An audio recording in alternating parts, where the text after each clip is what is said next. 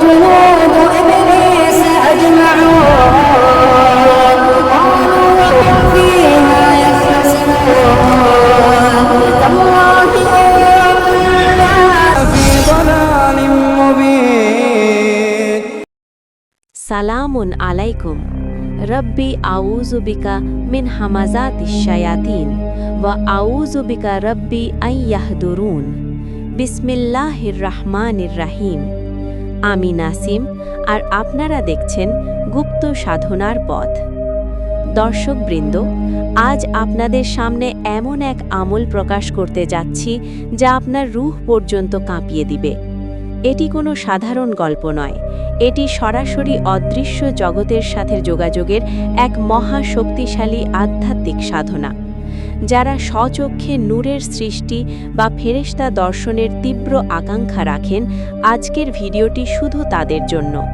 ভিডিওর প্রতিটি শব্দ মনোযোগ দিয়ে শুনুন, কারণ সামান্য ভুল আপনার জীবনের বড় ক্ষতির কারণ হতে পারে। এই সাধনায় নামার আগে আপনাকে অবশ্যই নিজের রুহানি শক্তি বৃদ্ধি করতে হবে। টানা 4 মাস আপনাকে রুহানি শক্তির বিশেষ আমল করতে হবে এবং এই সময়ে ইসলামের যাবতীয় আইন কানুন, নামাজ ও তাকওয়া পূর্ণাঙ্গভাবে মেনে চলতে হবে। রুহানি শক্তি অর্জন ছাড়া এই সাধনায় বসা আত্মহত্যার শামিল। এই সাধনা শুরু করতে হবে যে কোনো চন্দ্রমাসের প্রথম বৃহস্পতিবার রাত ঠিক 1টার সময়। সম্পূর্ণ পাক পবিত্র হয়ে শরীরে তীব্র সুগন্ধিযুক্ত আতর মেখে নিতে হবে। সাধনার জন্য বেছে নিন একটি নির্জন একাকী কক্ষ, যেখানে আপনি ছাড়া দ্বিতীয় কোনো ব্যক্তি থাকবে না।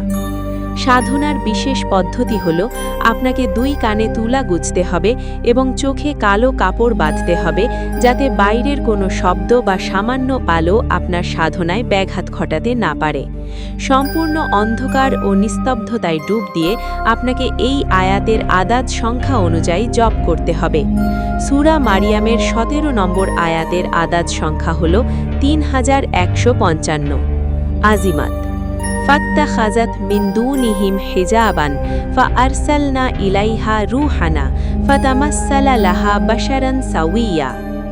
জপের শুরুতে এবং শেষে অবশ্যই 11 বার দরুদ শরীফ এবং 3 বার তওবা পাঠ করে নেবেন। আমল শেষ হওয়ার পর কারো সাথে কোনো কথা না বলে সরাসরি ঘুমিয়ে পড়বেন। এভাবে টানা 41 দিন পূর্ণ বিশ্বাস, ভক্তি এবং চরম গোপনীয়তার সাথে সাধনা চালিয়ে যেতে হবে।